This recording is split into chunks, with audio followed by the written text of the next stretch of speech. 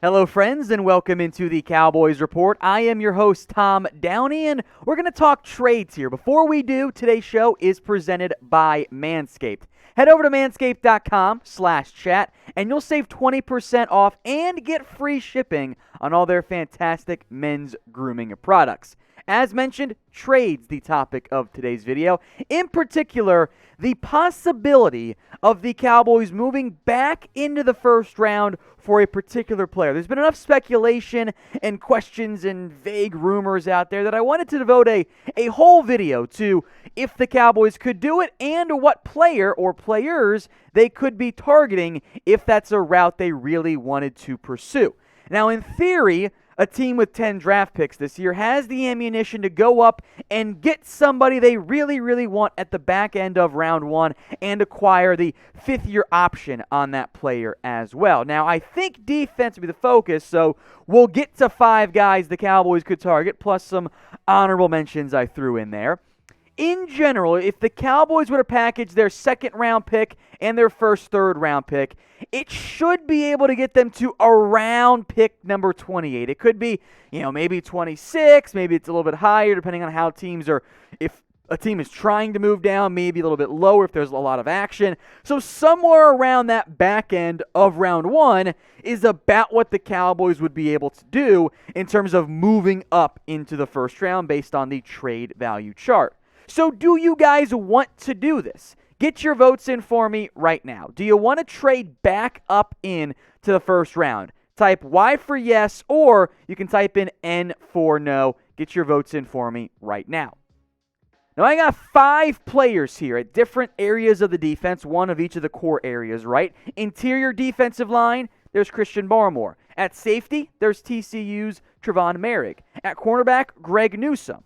At linebacker, Zaven Collins, and defensive end, Jaelan Phillips. We'll go player by player here, beginning with Barmore, who is the top interior defensive lineman in this year's class. And he has flashed plenty of talent and upside to be a potentially great 3 technique in the NFL.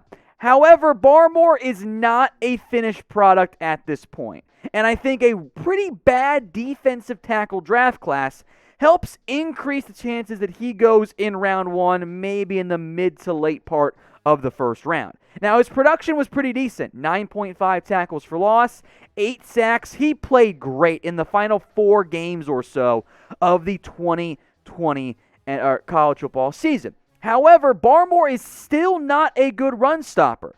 To help put this in perspective, Alabama did not use him very much in terms of the run defense. Less than half of their run snaps Christian Barmore was out there for. Nick Saban did not trust him to be a full-time defensive tackle. That's a bit of a red flag, although the upside is certainly appealing.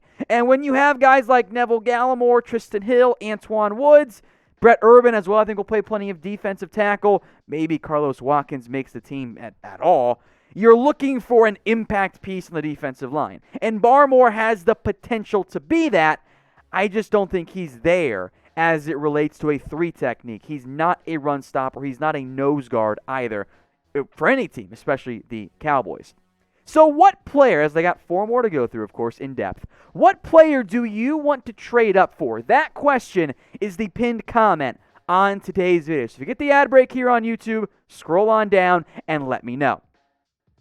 Let's go to safety, Trevon Moerhig. There are some reports out there, Sports Illustrated among them, that the Cowboys are high on Trevon Moerhig, and I think they have him at safety 1 over Richie Grant. The issue here for the Cowboys is being able to get Moerhig, because you will probably have to jump teams like the Jags, the Browns, the Saints in that mid to late part of round 1 if, say, the Raiders pass on him at number 17 overall, to be specific on that front. I don't know if this is finally going to be the year that the Cowboys invest in a safety. I have a round 2 grade on Moerhig. He will come in, though, I believe, among my top 30-ish players in this year's draft. So back end of round 1, it's about the right range for him. And I will never complain if the Cowboys finally go up and get a potential free safety. Now, for the TCU defense, Moerhig kind of played a split safety role. Ironically, Very similar to what the Mike Nolan defense did. A lot of split safety reps there. Not that many true single high guys. But I think Moerhig could play that role. I think he has the instincts, the athletic ability enough, even though I think he's going to be a great tight end stopper in the NFL, potentially given his size and athletic ability too. I think as a free safety, he could do it. I don't know if he is a perfect free safety, but that's why he might be on the board in the back end of round 1. Because if he were a true perfect Earl Thomas guy, he'd be gone before that. But if the Cowboys were to move up and take Trevon Moerhig, I would not be upset. How can I be? I have been begging this organization for years now to go invest in a safety.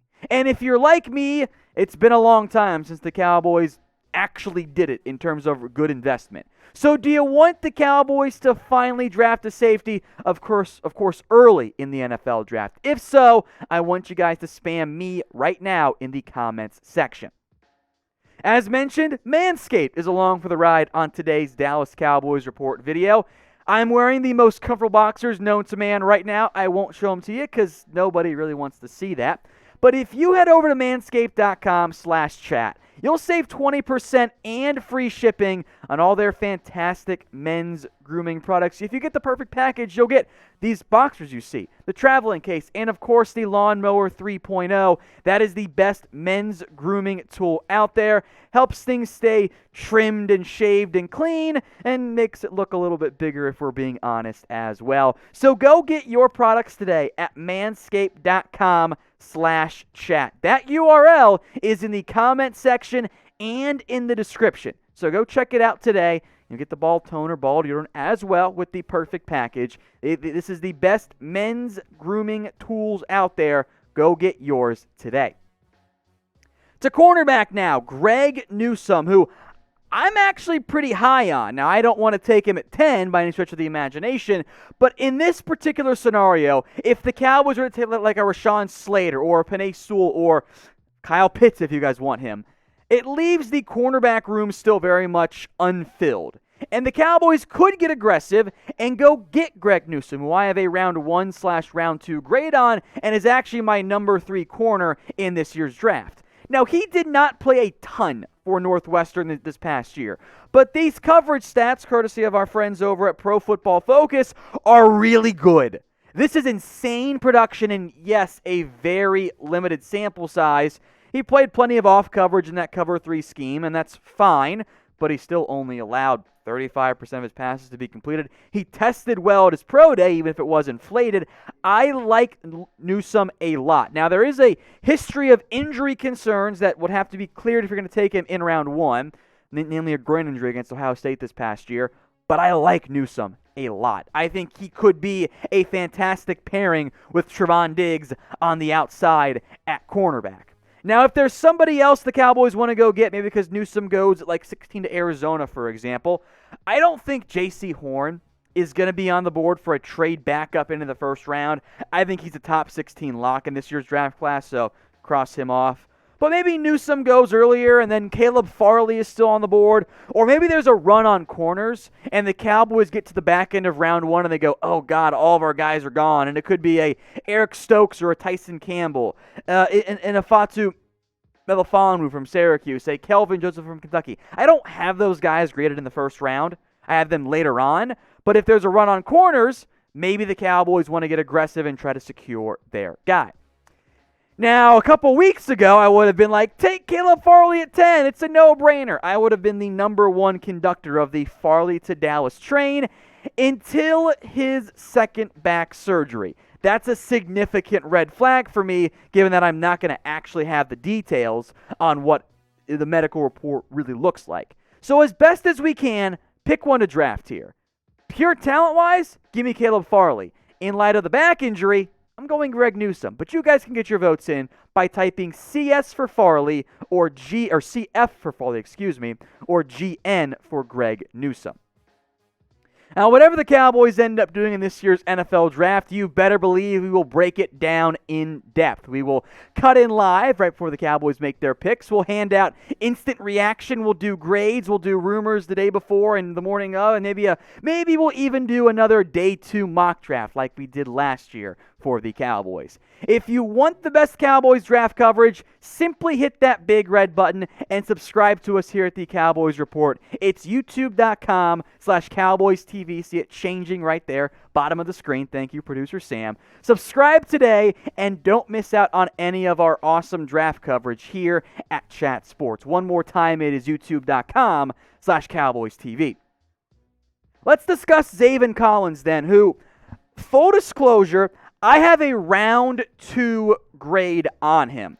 Dane Brugler, the Athletics NFL draft expert, who is utterly fantastic, says he knows the Cowboys have a first-round grade on Zaven Collins, and I am completely inclined to believe Dane because he would not say it if he didn't know it for certain. So Collins could be maybe they trade down in round 1 or trade up into round 1 to get him target. And I don't love that idea. Collins has plenty of upside, and the Cowboys love adding off-ball linebackers, and the linebacker position is uncertain. And the raw production from Zaven Collins looks pretty impressive. 7.5 tackles for loss, 4 sacks, 4 interceptions. But I finished my film study of him a while ago, and I didn't love what I saw in terms of being a run stopper. He can do simple zones and make plays in hook zones and soft zones and coverages there. He can blitz a little bit as well, but he's not a full-time edge. Like, most of his reps were off ball, so he's not going to be a true, stand-up edge rusher in that role. I don't think he reads and fills very well when he's not blitzing as a run stopper. When he's just going into a particular gap, he's fine there. If you want to blitz your linebackers a lot, I think Zaven Collins is a good fit for you. Is he a strong side linebacker? Is he a weak side linebacker for Dan Quinn's defense? I'm honestly not sure. He's built really well. He's huge and athletic, and I love that. But he's not quite yet the whole of all of his parts. I still think there's some instinct stuff that must be worked on. He's a great blitzer. He can help you in coverage. I get the appeal. If you get him in round 2, okay, let's ride. I'm on board. But he's my number 5 linebacker. Jeremiah Owusu-Koramoah, Micah Parsons, Jamin Davis, Nick Bolton, and Collins. I know most people don't agree with me. It's okay. I'm going to be different on this one here. I worry about the run fits, and I'm coming off a year in which the Cowboys were really bad in that area, and that's a big-time red flag for me. Plus, in general, I don't want to take a linebacker in round 1. Round 2, round 3, okay, I can do that. First-round pick? Not really. So what do you guys think? Do you want a backer in round 1? Type 1 for yes or 2 for no. Finally, edge rusher here. I'm going to go with Jaelan Phillips, who I do like. I like him a lot. In fact, he is my number 1 edge in this year's class.